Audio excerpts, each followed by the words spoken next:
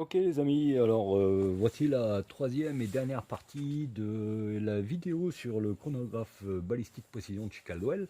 Donc là, sur cette vidéo-là, on va parler essentiellement de l'application. Alors, quelques mots vite fait comme ça sur cette application. Moi, je la trouve formidable cette appli, franchement. Alors, il est évident que j'ai pas forcément de point de comparaison avec d'autres applications puisque c'est la seule que je connais. Je sais qu'il y a certains chronographes comme ProChrono là qui sortent maintenant des modèles qui sont reliés par Bluetooth à des applis, enfin à des tablettes ou smartphones, donc avec application Android ou iOS. Euh, donc cela, je connais pas, je sais pas ce que ces applications pour par exemple ProChrono valent. Euh, Moi, je vais parler uniquement de celle que je connais, donc celle du chronographe Caldwell, voilà, quoi. Mais donc, je la trouve franchement super.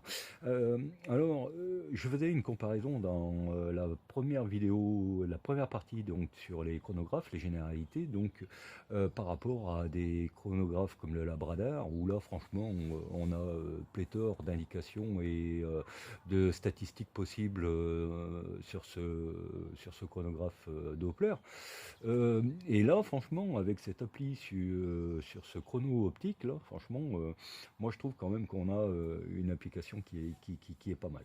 Donc pour ceux qui ont des Labradar et qui pourront me faire la comparaison un petit peu avec ce qu'ils peuvent utiliser comme données que leur fournit le Labradar, dites-moi en commentaire si cette application est aussi complète que celle du Labradar ou s'il manque des éléments. Enfin, faites-moi une comparaison que je ne peux pas faire malheureusement, n'ayant pas de Labradar. Donc pour ceux qui en ont, n'hésitez pas dans vos commentaires à me dire ce que vous pensez de cette application par rapport à ce que vous utilisez sur votre Labradar. Voilà. Alors, déjà, la première chose qu'on va un petit peu voir sur cette application, là je vais zoomer. Bon, déjà, vous voyez, vous connaissez un petit peu la maison, donc vous voyez un petit peu les cibles que j'utilisais jusqu'à présent. Donc, évidemment, hein, il fallait qu'à chaque fois, je rentre, j'écrive de façon manuscrite les vitesses. Donc, et puis, ben, le truc, c'est que je conservais j'étais obligé de conserver les cibles si je voulais avoir un peu de, si je voulais archiver un petit peu mes stats et mes données. Voilà. Donc du coup maintenant avec cette application et ce chrono, je vais pouvoir m'en passer parce que franchement, vous allez voir, c'est pas mal. Allez, on va commencer. Alors déjà la première chose à faire, avant toute chose déjà, c'est de paramétrer l'application. Alors, on va dans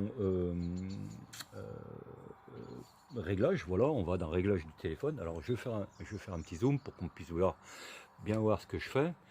Voilà, hop, donc je vais régler tout ça comme ça, voilà, ça bouge plus, c'est parfait. Donc réglage. Alors la première chose à faire, c'est d'aller dans réglage, d'aller dans application,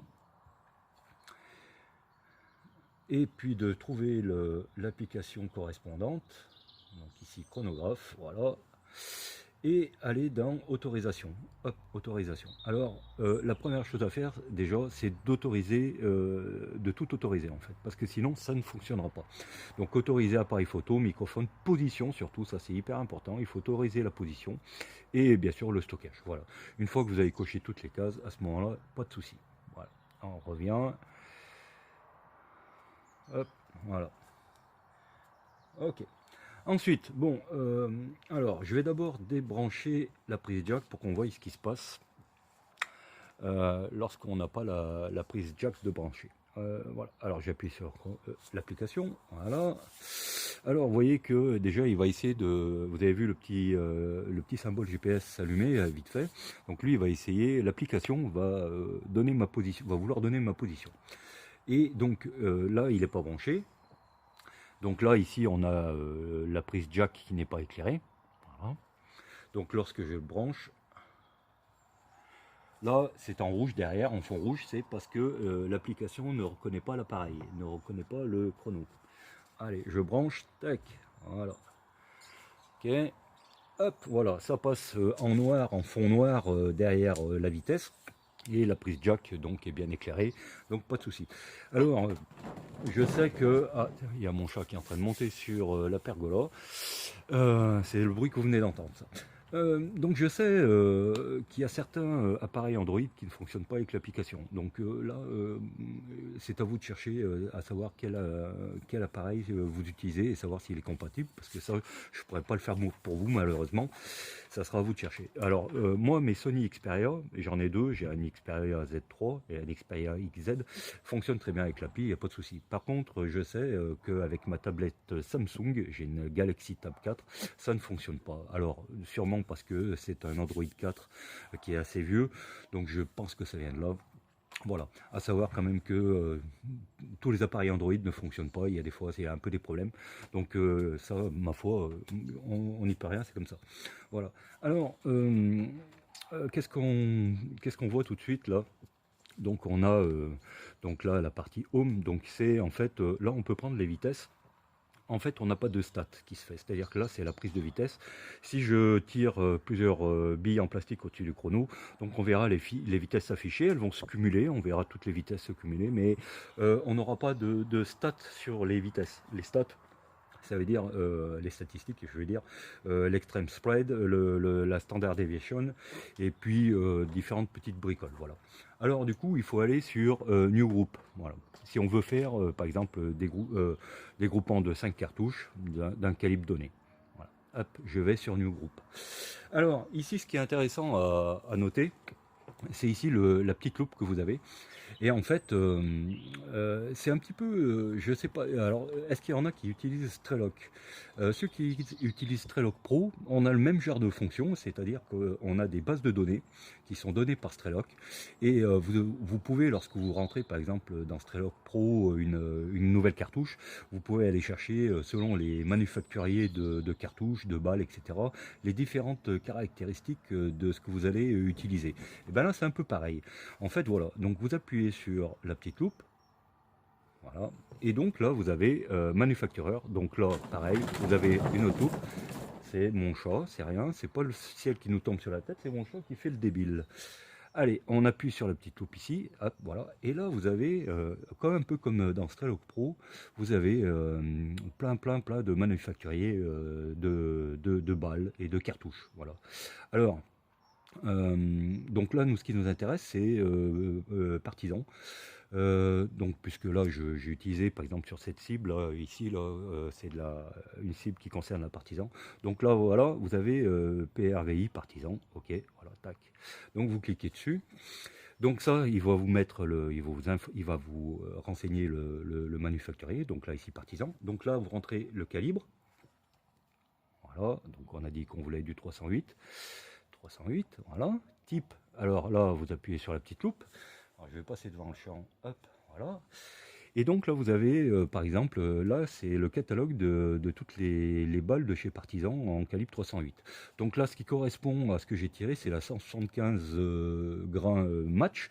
Donc c'est la FMJ BT B366, voilà. Tac. Okay. Ensuite, là, il vous demande le poids. Donc là, il n'y a pas 36 choix, puisque chez Partisan, ce modèle-là, c'est que en 175 grains. Voilà. Donc là, 175 grains. Et voilà. Donc, tac. Alors, on enlève ça. Et donc, vous faites OK. Voilà. OK. Voilà. Et donc, ce qui se passe, donc vous voyez, donc ici, vous avez la balle qui est renseignée. Alors, donc, c'est la Partisan 0308. On verra lorsqu'on ira dans le groupe sauvé qu'on a tous les éléments de cette balle. Voilà. Ensuite, ici, il s'affiche la température et la pression. Ça aussi, c'est intéressant parce que, bon, en fait, il utilise les capteurs de mon téléphone pour renseigner donc température. Donc là, c'est bien, il fait 12 degrés, c'est la température qu'il fait aujourd'hui. Et la pression atmosphérique, voilà. Ensuite, donc, on a les mètres par seconde, puisque j'ai réglé en mètres par seconde. Et vous verrez que par rapport à la balle que j'ai renseignée, donc la 175 grains de chez Partisan, et par rapport à la vitesse qui va être mesurée par le chronographe, en fait, ça nous donnera la puissance en joules de notre cartouche. Voilà. Ensuite, on a les statistiques habituelles. Donc average, c'est la différence entre la plus haute vitesse qui sera lue et la plus basse. Voilà. Standard deviation, alors on y reviendra. Standard deviation, en fait, c'est alors ne pas confondre standard deviation avec extreme spread, hein. Donc voilà, alors la standard deviation représente un écart type. Voilà, c'est un écart type, c'est la probabilité d'écart de vitesse entre les cartouches, hein, d'accord. Alors normalement ça se répartit sur un pourcentage assez élevé de cartouches tirées. On va dire que pour faire une standard deviation qui soit correcte, il faut au minimum tirer une centaine de cartouches d'un même lot, ou alors d'un même lot manufacturé, ou alors d'un même lot rechargé de la même façon. Voilà, hein, pour que ça fasse un échantillon qui soit assez conséquent. Ne pas confondre avec l'extreme spread. Donc spread ici, là, hein, voilà, extreme spread. En fait, l'extreme spread, c'est la différence entre, sur un groupe, par exemple, un groupe donné, on va dire un groupe de 5 cartouches, ça va être la différence entre la plus basse vitesse enregistrée et la plus haute vitesse enregistrée. Voilà. Donc, ne pas confondre les deux, hein. La standard deviation et l'extreme spread, ce sont deux choses différentes. Bon. Alors la standard deviation, pour schématiser, on va dire que une bonne cartouche, un bon rechargement, on va dire ça comme ça, un bon rechargement, la standard deviation doit être égale ou inférieure ou égale à 3 mètres secondes. Voilà. Si on a une standard deviation qui est inférieure ou égale à 3 mètres secondes, on va dire que la cartouche est relativement bonne, et même bonne, on va dire, très très bonne. Voilà. Entre 3 et 6, on va dire que c'est une cartouche qui est moyenne. On va dire que ça représente plus ce qu'il y a de commun lorsque vous prenez des cartouches manufacturées. Voilà, des cartouches manufacturées de qualité, par exemple de qualité match. Voilà, les cartouches manufacturées de qualité match, on va dire qu'elles ont une standard deviation entre 3 et 6 mètres secondes. Voilà. Au-dessus de 6 mètres secondes, on va dire que bon, pour du tir longue distance ou de l'ELR, au-dessus de 6 mètres secondes, c'est pas vraiment la peine de. Enfin, il ne faut pas espérer grand-chose, on va dire. Voilà. Okay. Alors, ne pas confondre avec l'extreme spread, qui est la différence entre la plus basse et la plus haute vitesse enregistrée sur un groupe. Voilà, sur un groupe de 5 ou de 10 cartouches, selon le nombre de tirs que vous faites pour faire un groupe. Voilà. Ok, ensuite, bon, ici on a la vitesse minimum max. Bon, là c'est un petit peu redondant parce que si on a l'extreme spread qui est calculé, bon, là on aura la mini, la max, voilà. Donc il y a 2-3 bricoles qui sont un peu redondantes, hein. C'est comme par exemple là, la True MV qui veut dire MV Muzzle Velocity, donc vitesse à la bouche, hein. True Muzzle Velocity, on verra que ça correspond à l'average, hein. En fait, c'est une moyenne, voilà. En fait, sur 5 cartouches tirées, un groupe de 5, voilà, c'est une moyenne. C'est une moyenne, ils prennent, on ajoute toutes les vitesses, on divise par le nombre de coups et ça nous donne la moyenne du tir. Il n'y a rien de compliqué, voilà, c'est ça. Ok. Donc voilà un petit peu pour les infos qu'on peut avoir sur cette application, ce que ça va nous donner. Alors, la luminosité est en train un peu de baisser. Je vais faire quelques tirs avec le pistolet Airsoft là, pour enregistrer quelques vitesses. On va tirer 5 cartouches et puis on va simuler comme si c'était un des cartons là que vous voyez à côté. Voilà, hein, on va dire que les 6 billes que je vais tirer avec l'Airsoft, ça nous donne ça comme résultat. Voilà, et après on verra la suite du truc. Ok, allez, c'est parti. Alors, j'appuie sur Start, hop, voilà, et c'est parti. Bon, j'espère que la luminosité est encore bonne. Donc là, le pistolet à billes de tout à l'heure, hein. On est parti. Alors là, il n'y a rien qui est parti. Pourquoi? Ah, d'accord, il n'y a pas de bille qui est parti en fait. Voilà, allez, je recommence.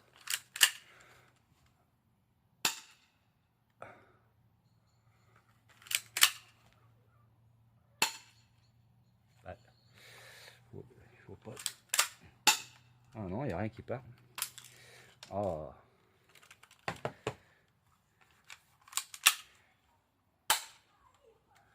Bon, alors je vais arrêter la vidéo là pour l'instant. Je vais essayer de régler mon problème de pistolet et les billes ne partent plus. Allez, à tout de suite.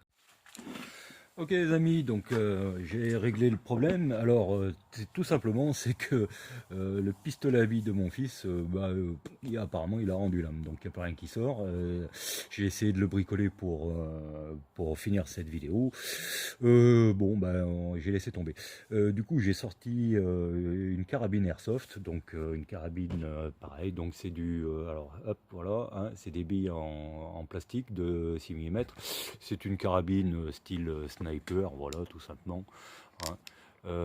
Donc voilà, pas de problème. Pour finir cette vidéo, on va prendre ce matériel-là. Alors du coup, la nuit est tombée et donc il a fallu que je remonte mon système à LED pour pouvoir finir cette vidéo.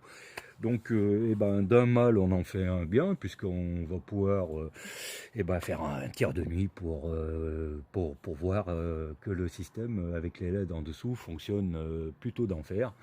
Voilà, donc j'ai remis mon petit bipied avec les LED et enfin tout le système qu'on avait tout à l'heure, sauf le parapluie évidemment, puisqu'il ne pleut pas. Allez, ok, on y revient sur l'application. C'est quand même le but de cette vidéo. Donc voilà. Alors, on revient sur... donc là, on a toujours notre partisan en 308, hein, ici. Alors, la température a baissé, il fait 9 degrés, hein, par rapport à tout à l'heure, il faisait 12. Là, le temps que je ressorte le matériel, etc. Enfin bref, voilà, on a perdu 3 degrés. Donc c'est pour ça que je vais finir assez rapidos, parce que je commence un petit peu à me peler. Bon. Voilà, allez, on va tirer 5 balles en plastique, 5 billes plastiques qui vont simuler donc ce groupement ici, et on verra tout à l'heure, une fois fait, on verra la fonction photo de l'application. Hein. Ok, allez, c'est parti. Je vais refaire la mise au point sur l'application. Je remets en place le chargeur et on est parti. Alors les billes que je vais tirer, donc j'ai pas naché dans le chargeur, j'ai pas naché 3 poids de billes différents. Il y a de la 0,20, il y a de la 0,12 et de la 0,43, hein. Comme ça nous donnera vraiment des vitesses complètement différentes, ce qui nous permettra un petit peu de voir un petit peu au niveau des statistiques ce qui se calcule. Alors ici au niveau des joules, évidemment ça va correspondre à pas grand chose, puisque forcément on va sortir à des vitesses de 100 mètres secondes. Donc par rapport aux 175 grains que j'ai renseigné de la balle, évidemment on aura une puissance en joules qui ne correspondra pas à la réalité, mais ça c'est pas grave, c'est juste au moins pour voir que tout fonctionne bien. Voilà. Ici donc on a aussi la date, là on est le 11 novembre 2021 et il est 18h52. Donc voilà, donc franchement au niveau de l'appli on a quand même pas mal de renseignements. Allez, trêve de blabla, je vais tirer mes 5 billes et puis après on finira là. Alors.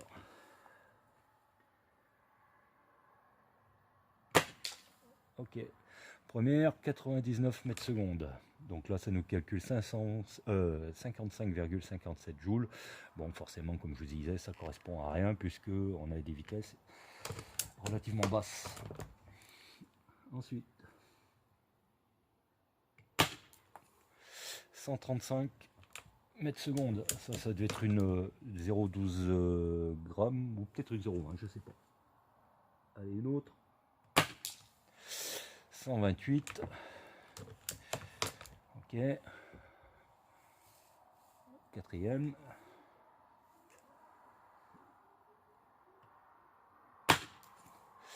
134. Allez, la dernière.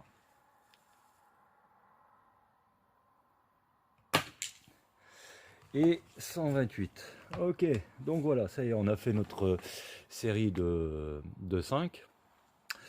Donc, qu'est-ce qu'on a? Bon, donc on a une vitesse moyenne. Alors une vitesse moyenne de 125 mètres, 125,03 mètres secondes. Voilà. Alors, standard deviation, alors là, forcément, vu les écarts de vitesse entre chaque tir, on a un SD de 14,95. Évidemment, on fera pas du TLD avec, c'est sûr. Vitesse minimum 99, vitesse maximum 135. Voilà, le spread, donc c'est la différence entre les deux. Donc, comme je vous disais hein, tout à l'heure, il y a beaucoup d'infos qui sont redondantes. Hein. L'extrême spread, c'est la différence entre la plus basse et la plus haute. Forcément, si on vous donne en minimum la plus basse et en maximum la plus haute, forcément, vous faites rapidement le calcul, ça va aussi vite. Alors, shoot par seconde, je sais pas vraiment à quoi ça correspond, ça. Shoot par seconde, honnêtement, je sais pas ça. J'ai essayé, j'ai cherché, j'ai pas trouvé. Donc, si quelqu'un connaît la réponse de ce que donne cette valeur là, à quoi correspond cette valeur, qui me le mette en commentaire, ça serait super sympa parce que là, je ne vois pas trop à quoi ça correspond. Bon, du coup, voilà. Alors, on a fait notre série de 5, hein, et ça nous a donné donc ce résultat en cible. Voilà, hein, on va simuler. Donc là, tout simplement, il suffit de faire save. Voilà, on va sauver le groupe. Donc, save the group. Alors, on peut si ça ne voit pas, on peut l'effacer ou le sauver. Donc là, on va le sauver. Ok. Voilà. Et voilà. Donc du coup, on repasse. Donc on peut repasser sur un nouveau groupe. Donc là, on redémarrera. Là, il suffit de changer la balle ou la cartouche, hein, et puis on redémarre un autre groupe. C'est pas ce qu'on va faire. On va utiliser un seul groupe et ça suffira bien. Voilà. Donc on va regarder ici dans Save Group. Voilà. Donc là, on va retrouver, alors ce que je viens de faire, c'est celle-là, donc Partisan en 0308, voilà, ici. Donc là, on va pouvoir avoir donc nos archives, toutes nos archives. Ça, c'est un essai que j'ai fait tout à l'heure, là, ici, celle-là. Donc là, ici, c'est ce qu'on vient de faire. Donc il suffit de taper dessus et on retrouve donc toutes nos valeurs, hein, tout ce qu'on a fait tout à l'heure. Alors, le truc qui est assez sympa aussi, c'est qu'on va pouvoir, donc ici vous voyez, là il y a un petit appareil photo ici, là je ne sais pas si on le voit bien. Alors, on va appuyer ici, voilà, et sur Edit, on va appuyer sur Edit, voilà, tac, voilà. Et ici, donc, on a Group Size qui s'est éclairé. Alors, voilà, j'ai appuyé. Donc là, on appuie sur l'appareil photo. Voilà. Alors, ce que je vais faire, je vais essayer de filmer en même temps. Donc, je vais photographier. Ce que je vais faire, je vais photographier cette cible, ce résultat. Donc là, vous voyez sur le téléphone. Alors, je vais essayer de faire un plan qui est assez gros. Donc, alors, je vais reculer un peu l'ensemble. Voilà, on verra un peu mieux comme ceci. Voilà. Donc il faut prendre la photo de notre résultat en cible, hein, tout simplement. Voilà. Donc prenez un plan assez gros quand même.